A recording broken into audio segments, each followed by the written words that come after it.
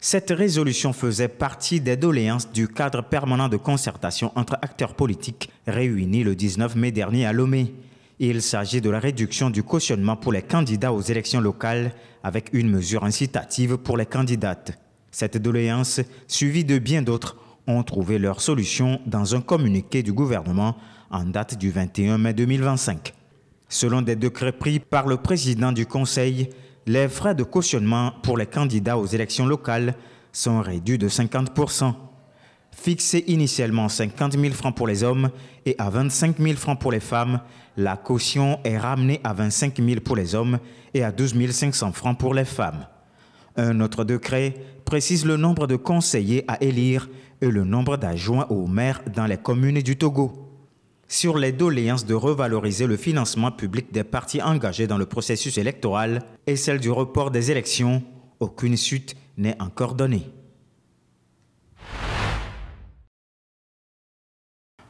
Au Togo, pour avoir une alimentation saine, il va falloir débourser près de 2 000 francs CFA. Un coût relativement faible en comparaison avec les autres pays d'Afrique. C'est ce que révèle le récent rapport des Nations Unies sur la sécurité alimentaire.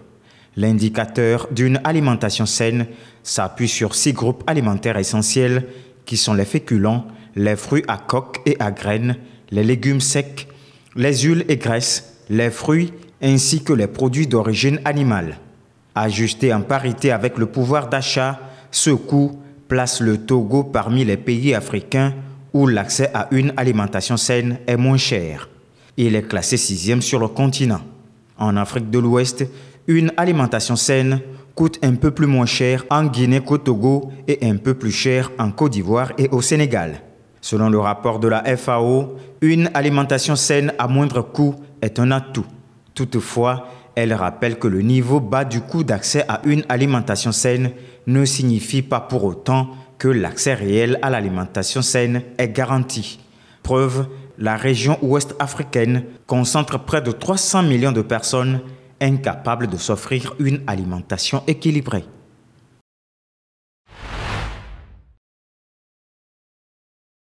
Le Togo fait un pas de géant vers un environnement plus sain avec son nouveau plan d'assainissement.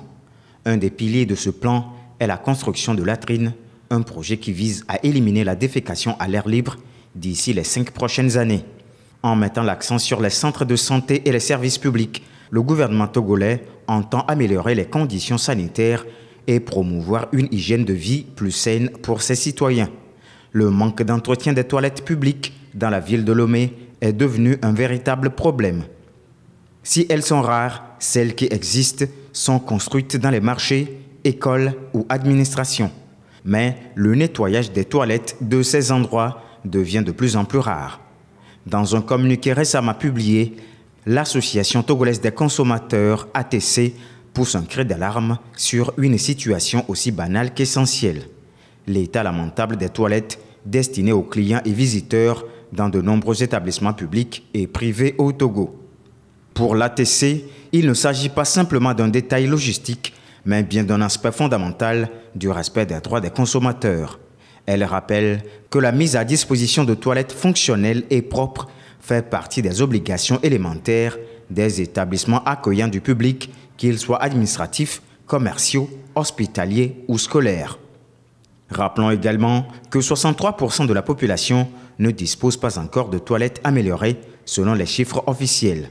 74% en milieu rural pratiquent encore la défécation à l'air libre, contre 18% en milieu urbain, affichent les mêmes statistiques. L'ATC appelle les responsables à tous les niveaux à faire de l'hygiène des toilettes une priorité, affirmant qu'elle contribue également à l'image positive des institutions concernées. Elle invite ainsi à l'installation systématique de toilettes accessibles et à leur entretien rigoureux dans tous les établissements accueillant du public.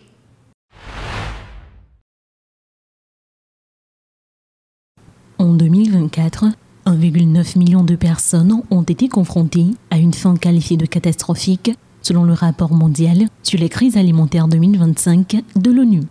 Il s'agit du chiffre le plus élevé jamais enregistré depuis 2016, signe d'une aggravation majeure de l'insécurité alimentaire aiguë dans 53 pays et territoires. Au total, plus de 295 millions de personnes souffrent de faim aiguë, soit près de 14 millions de plus qu'en 2023. Le rapport indique que 22,6% de la population évaluée est touchée, un taux qui reste supérieur à 20% pour la 5e année consécutive. Les principales causes identifiées sont les conflits prolongés, les crises économiques, les événements climatiques extrêmes et les déplacements forcés. Ces facteurs combinés accentuent la vulnérabilité des populations dans les régions déjà fragiles, notamment dans la bande de Gaza, le Soudan, le Mali, le Soudan du Sud et Haïti. Par ailleurs, la malnutrition aiguë sévère touche 38 millions d'enfants de moins de 5 ans dans 26 zones de crise, accentuant la détresse sanitaire mondiale. Le secrétaire général de l'ONU, Antonio Guterres, qualifie ce rapport d'alarme, déplorant une hausse des besoins humanitaires face à une baisse drastique des financements. Il appelle à une mobilisation urgente pour éviter de laisser ces populations au bord du gouffre. Une série de mesures ont été adoptées à Lomé pour réduire le coût jugé prohibitif des billets d'avion dans la sous-région ouest-africaine. Le 9 mai dernier, les parlementaires de la CEDEAO ont plaidé pour la suppression de 4 taxes spécifiques qui rendent les billets plus chers dans la zone. Il s'agit de la taxe sur les billets, la taxe touristique, la taxe de solidarité et la taxe sur les voyages à l'étranger. En dehors de ces taxes à supprimer, les parlementaires ont préconisé une réduction de 25% des redevances appliquées aux services, aux passagers et à la sécurité aéroportuaire. Selon les ministres des Transports de la sous-région, ces différentes taxes et redevances représentent à elles seules près de 50% du coût total des billets, paralysant ainsi la compétitivité des compagnies aériennes. Ces mesures sont programmées à entrer en application à partir de janvier 2026. Un comité de suivi a aussi prévu pour accompagner la mise en œuvre de toutes ces mesures et d'assurer leur conformité avec les standards de l'Organisation de l'aviation civile internationale.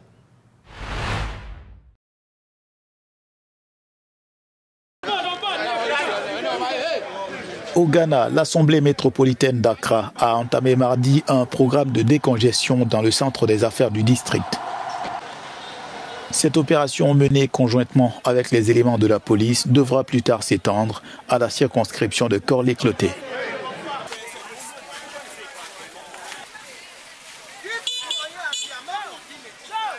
Cet exercice n'est pas un miracle de 9 jours. Nous sommes dans les rues pour nous assurer que les routes sont dégagées.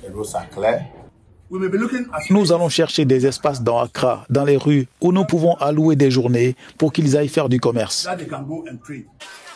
L'opération a débuté tôt le matin sous la supervision du maire d'Accra. Elle a ciblé la rue de Kimbu jusqu'à Makola, CMB, Circle et Kaneshi. L'AMA Task Force affronte les occupants de ces espaces publics dans un processus de déguerpissement forcé de ces bords de route et des trottoirs devenus des marchés animés. Les autorités municipales y voient une nécessité absolue dans le cadre de l'embellissement et le maintien de l'ordre dans la capitale ghanéenne, mais les commerçants et autres vendeurs à la sauvette estiment être victimes d'un acharnement visant à les exproprier de leur gagne-pain quotidien. Malgré les promesses de modernisation et d'amélioration des conditions de travail, le message passe difficilement. Le trottoir a été désigné pour certains d'entre nous pour faire du commerce depuis des années. Nous ne voulons pas de problème, que personne ne vienne nous troubler la paix. Pendant que les commerçants ruminent leur colère, les autorités persistent.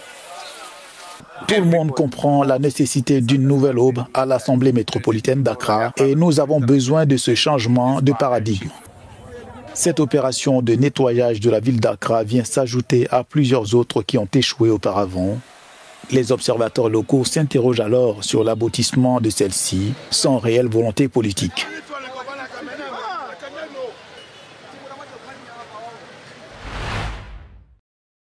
Le Nigeria est le dernier pays africain en date à exiger des recettes fiscales des plateformes de réseaux sociaux et Facebook est particulièrement visé. La première économie du continent accuse le géant américain de violer plusieurs lois, notamment en matière de concurrence, de publicité non autorisée et de protection des données personnelles. Meta, la maison mère de Facebook, a jusqu'à fin juin pour s'acquitter d'amendes pouvant atteindre 290 millions de dollars. Aujourd'hui, elle menace de retirer Facebook et Instagram du marché nigérian. Reste à savoir quelles seraient les conséquences sur les utilisateurs. Les gens passent plusieurs heures sur Facebook et la plateforme génère d'importants profits, notamment au Nigeria. Je ne suis donc pas choqué par le fait que le gouvernement exige des taxes. Beaucoup de petits entrepreneurs dépendent de Facebook pour faire tourner leurs activités, subvenir aux besoins de leur famille. Sans Facebook, ils risqueraient de perdre leur source de revenus. Le gouvernement devrait donc reconsidérer ses exigences envers Facebook. Si certains dénoncent des taxes sur les réseaux sociaux utilisés pour faire taire les voix dissidentes, le docteur Alex Kamau, consultant en affaires, appelle à distinguer les taxes sur les revenus de celles sur l'usage des plateformes. Lorsque nous parlons de taxes sur les médias sociaux, nous ne parlons pas de l'utilisation. Nous parlons de la personne qui génère des revenus grâce à l'utilisation des plateformes. C'est ce revenu qui doit être taxé, qu'il s'agisse d'une grande entreprise technologique ou d'une petite et moyenne entreprise. Par conséquent, à moins qu'il ne s'agisse d'une taxe globale. Pour ce qui est de l'utilisation, nous dirions alors que tout pays qui propose une telle politique fiscale viole les droits de l'homme. Le Nigeria n'est pas un cas isolé. D'autres pays africains comme l'Ouganda et la Zambie ont eux aussi mis en place des stratégies pour taxer les revenus générés localement par les géants du numérique tels que Facebook ou Netflix. L'Union européenne a mobilisé plus de 40 millions d'euros pour moderniser et réhabiliter le corridor critique Douala-N'Djamena, une route commerciale vitale reliant le Cameroun et le Tchad en Afrique centrale. Parmi les projets clés de cette initiative figure la réhabilitation du pont sur le fleuve Logone, situé entre Yagua au Cameroun et Bangor au Tchad. Ce pont est une connexion transfrontalière cruciale pour les biens et les personnes et a longtemps souffert de délabrements et de perturbations liées aux inondations. Dans le même ordre d'idées, la Commission européenne a annoncé un programme de garantie de 291 millions d'euros avec la Société financière internationale visant à mobiliser l'investissement privé dans le cadre de l'initiative phare de l'UE Global Gateway. Ces efforts combinés reflètent l'engagement de l'UE en faveur d'un partenariat revitalisé avec le continent africain, démontré par des investissements dans des corridors commerciaux stratégiques, notamment des ports, des routes, des ponts et d'autres systèmes de transport multimodaux. Cet engagement s'étend également à des aspects non liés aux infrastructures tels que l'enseignement et la formation technique, le renforcement de la réglementation et l'atténuation du changement climatique.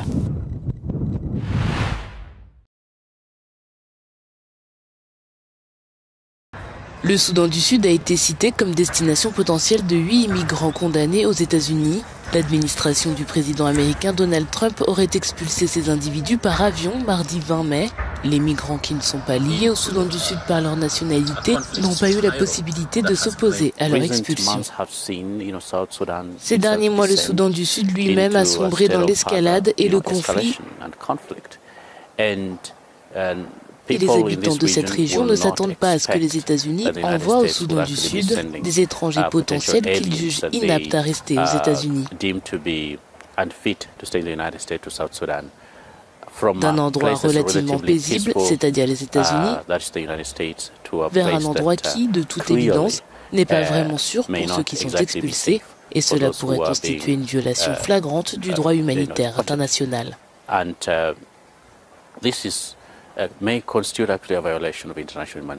Les avocats des plaignants demandent aux juges d'enjoindre à l'administration Trump de ne pas expulser et si nécessaire d'ordonner le retour immédiat des personnes concernées. Ces derniers mois, le Soudan du Sud a connu une rivalité politique entre son président et un ancien vice-président qui a déjà conduit le pays au bord de la guerre civile. Alors que le Soudan du Sud est entré dans une spirale conflictuelle qui a fait de nombreuses victimes et déplacé des dizaines de milliers de personnes.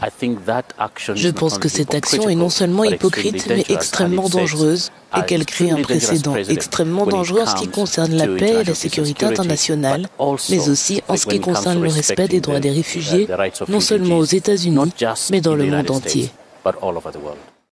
Les avocats qui représentent certaines des personnes expulsées ont déclaré qu'un ressortissant de Birmanie en détention aux États-Unis a été informé la veille de son expulsion vers le Soudan du Sud. Les avocats affirment qu'ils ont reçu d'autres informations leur indiquant qu'une dizaine d'autres plaignants seraient à bord du même avion. L'administration Trump avait interdit de visa aux États-Unis tous les ressortissants sud-soudanais début avril. Un acte de terrorisme, c'est ainsi que le chef de la diplomatie israélienne a qualifié l'assassinat par balle jeudi de 2 membres du personnel de l'ambassade d'Israël à Washington, un Israélien et une Américaine.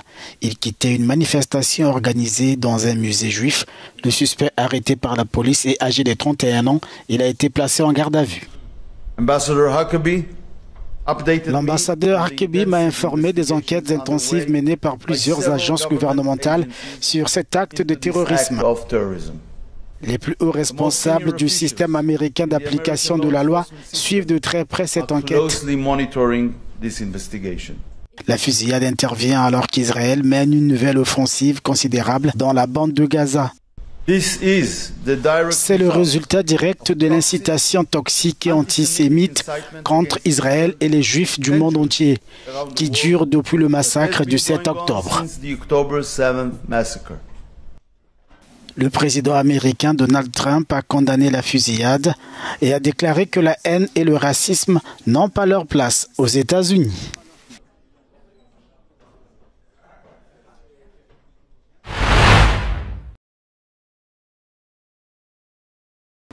Le président américain Donald Trump a accueilli son homologue sud-africain Cyril Ramaphosa à la Maison-Blanche ce mercredi. La rencontre, du moins pour ce dernier, visait à rétablir des liens tendus entre les deux nations. Mais Donald Trump a profité de cette rencontre pour attaquer son invité et le confronter à des allégations sans fondement d'assassinat systématique de fermiers blancs en Afrique du Sud. These are articles over the last few days. Death of people. Death. Horrible death. Death. I must tell you, Mr. President, we have had a tremendous number of people, especially since they've seen this. Generally, they're white farmers, and they're fleeing South Africa, and it's a very sad thing to see. But I hope we can have an explanation of that. Cyril Ramaphosa, désireux de ne pas se laisser embarquer dans une nouvelle épreuve de force comme celle subie par Volodymyr Zelensky en février, a calmement désamorcé les élucubrations du président américain. I really would like us to talk about it very calmly. We were taught by Nelson Mandela that whenever there are problems, people need to sit down around a table and talk about it. It will take President Trump listening to the voices of South Africans, some of whom are his good friends, like those who are here. When we have talks between us around a quiet table, it will take President Trump to listen to them. Malgré cet échange houleux au cours duquel Donald Trump a aussi fait diffuser sur grand écran des vidéos du politicien radical sud-africain Julius Malema appelant à la violence contre les fermiers blancs, il a invité Cyril Ramaphosa et son équipe à un déjeuner pour poursuivre les discussions à huis clos. À l'issue de cette réunion, ce dernier a minimisé les critiques de Donald Trump, ajoutant que leur réunion privée n'était pas centrée sur ses préoccupations concernant les fermiers blancs.